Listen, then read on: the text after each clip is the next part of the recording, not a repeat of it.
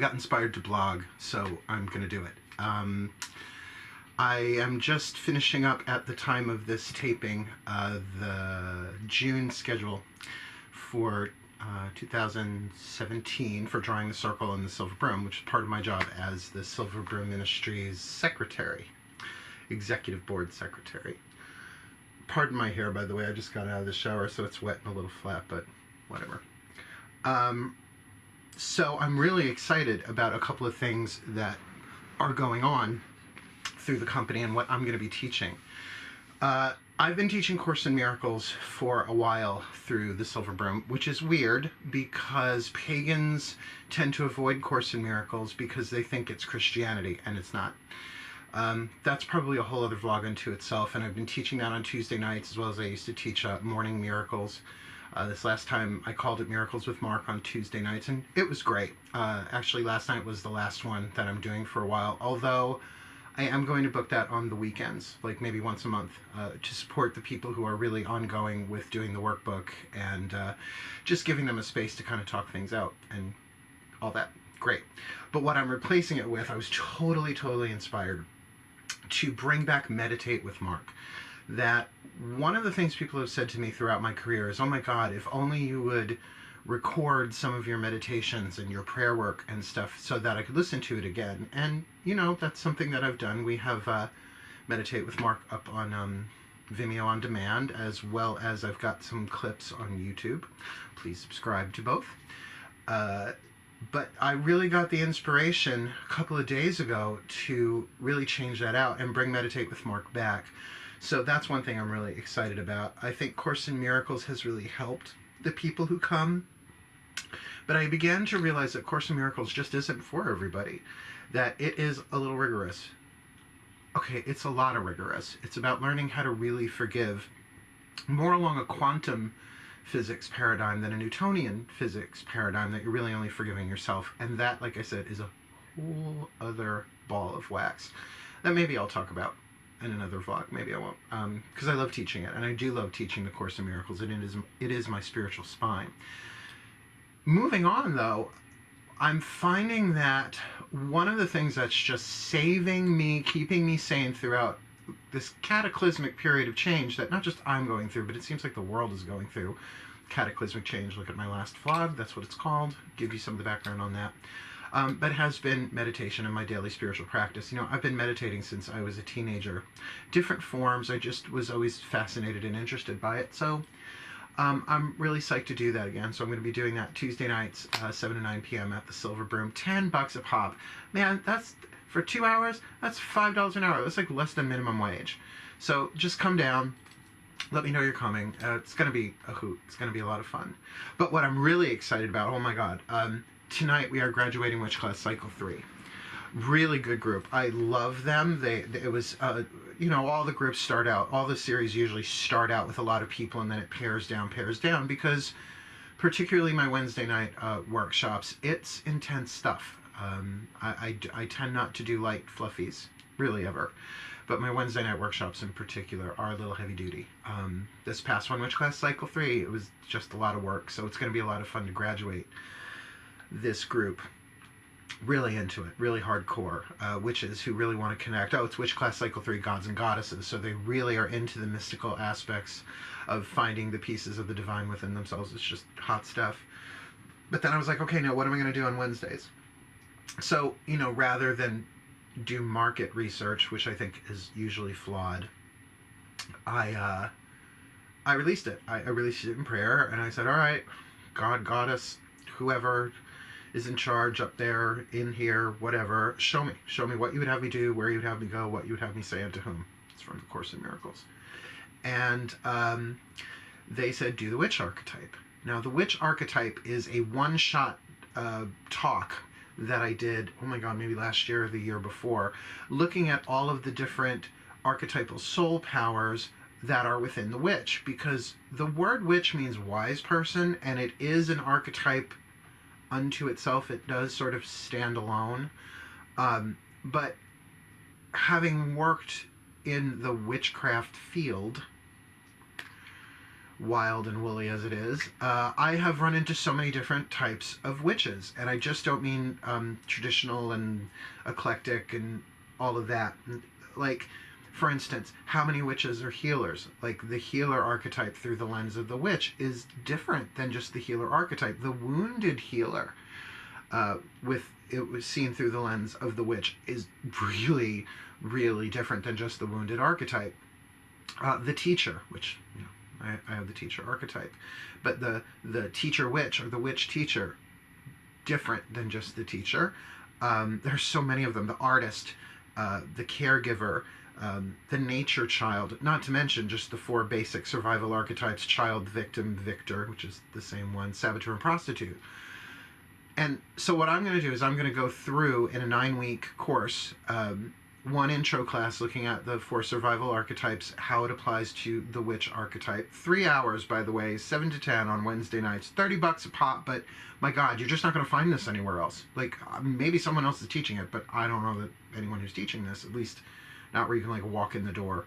And then for every week after that, we're going to look at a different archetypal family, and that family of archetypes as seen through the lens of the witch. Can you see how fucking psyched I am for this? I'm so psyched for this. So, like I said, class number 1 is going to be the intro. We're going to look at the 4 survival archetypes in the survival family.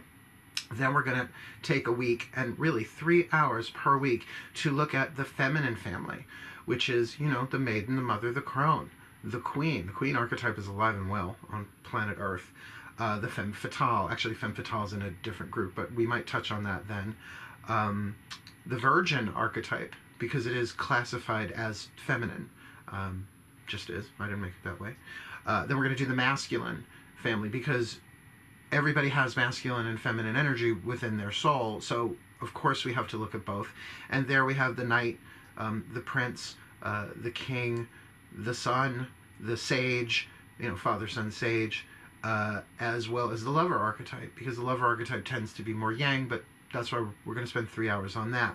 Then we're going to do the divine family, which is such a delicious family of archetypes. You've got, oh my God, the mystic, which is the one I have. You have the Samaritan, how witches sometimes will, you know, help those that others would ignore. We have the priest, the priestess. Hello, the monk, the nun. Like, you don't think of monks and nuns in a witch or pagan context, but they do exist. They absolutely exist. There's so many in there that they're just going to be a lot of fun to go through. The wisdom family, which I think speaks to witchcraft in and of itself. Like, for instance, the storyteller. How many witches collect stories? The scribe. Like, how many people really have made their book of shadows an archive and an archivist. The hermit is part of the wisdom family, and I fucking love my hermit time. When I get it, I don't get a lot, but when I do, ooh, girl, I love me to get some hermit. When the hermit card pops up in my cards, I'm like, yes! It's not just to get away, but we're going to be talking about that. What else we've got? The healing family. That, you know, the healer is not the only archetype in the healing family. There's the caretaker, the caregiver, the servant archetype, which I have in spades. There are a lot of good ones in there too. The rescuer archetype. Yeah, I didn't write all these down. I'm literally doing this from memory. But I really think, like, people understanding that there's a difference between the rescuer archetype and the healer archetype through the lens of the witch, that could really help somebody realize their potential as a witch from the inside out and understand what the boundaries and the definitions are for those. So I'm psyched for that. After the healing family is the creative family. The creative family, of course, has the artist in it, but that's not the only kind. How about gardener? Right? How about athlete? How about, well, I mean, I have the artist. I'm familiar with that one, but my art is words. But we're going to go through all of those. Did I mention the shaman? Yeah, the shaman's in the divine family, although there's some overlap in some of these other families. The last two left are the action family, which, you know, witches can be pretty active. The advocate, how many witches are advocates for, like, animal rights or children's rights or environmental stuff? I mean, Starhawk. There you have an advocate witch. What is that? The hero. Not the superhero, but the hero who actually takes a personal journey, like the hero's journey. A lot of what we're calling the hero is actually the rescuer or the avenger. The Avenger is one who seeks to balance the scales of justice in its light, or seeks revenge in the shadow, and that's like a really diluted version of the definitions of the Avenger archetype. But the Action family is fascinating. And then the last two, right? No, I think there's only one left, right? I did the Survival family. There are 9. The Survival family, Feminine, Masculine, Divine Wisdom, 2 separate families, Divine Family, Wisdom Family, the Healing Family, the Creative Family, the Action family, which I just did, right, and the Wild Card. The Wild Card family is the family of archetypes where there are ones in there that don't exactly fit. Like, for instance, the Vampire archetype. Now, are there vampire witches? Well, according to certain CW shows, there are, but the vampire archetype is not what you think it is, and it's more prevalent that you realize, and I can do a whole 3 hours just on the vampire archetype because it's at epidemic proportions on our planet. It is the foundation, one of the foundational archetypes for codependence. It's a different vlog. But the Wild Card does have the femme fatale, and the slave, and the trickster, and I think the clown is in there too, all of which are so often interwoven into witchcraft that I think that's going to be a really fun class too.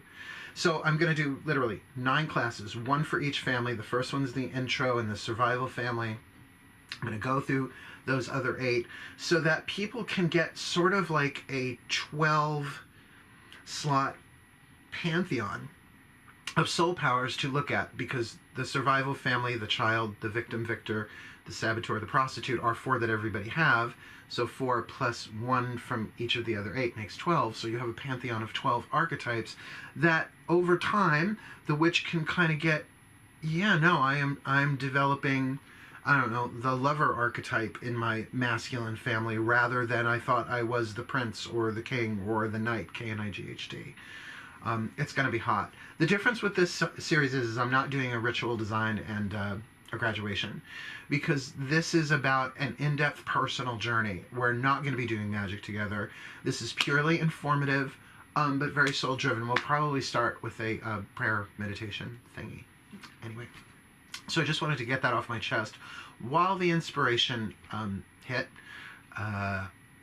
because the next thing I have to go do is, like, I'm already cleaned up. I'm wearing pants, by the way. I'm in my witch garb for tonight. I've got my black velvet ritual top, which is fun being in Starbucks getting my iced venti skinny vanilla latte. I'll have my pentacle earring in because we're going to do a graduation tonight for cycle 3, as I said. But I am really excited. So that's where I am right now. I love you all. I hope you're doing well. And I really, really, really, really hope that you will come and check out Meditate with Mark on Tuesdays, starting next Tuesday. The Witch Archetype on Wednesdays, which I might repeat. So even if you miss one, don't worry. I might do it again, or I might, do one on a weekend as a makeup, whatever. And of course, these will be taped and eventually available on demand. Once the new website is up, you'll be able to get it directly through Drawing the Circle. But right now, everything for pay, the pay-per-view, I guess you could call it, the on-demand stuff is going through Vimeo.com, and I will put up the address for that. And please follow us on Facebook, and please follow us on, subscribe to our YouTube channel, Drawing the Circle, because for all of the crazy shit I went through in the past year, I am really, really, really excited for the new beginnings that are popping up, and they're popping up through inspiration, which is, I think, how it fucking works anyway. Yes, things are going to happen on the outside, but I don't know, I feel electrified, and I feel ready to teach, and I feel ready to do my thing, and I feel ready for a day off too. Friday, Saturday will be my day off, which means I'll probably be working from home, doing the social media stuff and editing videos, but hey, we'll see how the weather is. I should really get to the beach. I need to put my feet in seawater. Anyway, that's it. I hope you're all well, and I look forward to seeing you in person, or you can drop me a line at drawingthecircle@gmail.com. Wishing you the best. Blessed be. Ciao.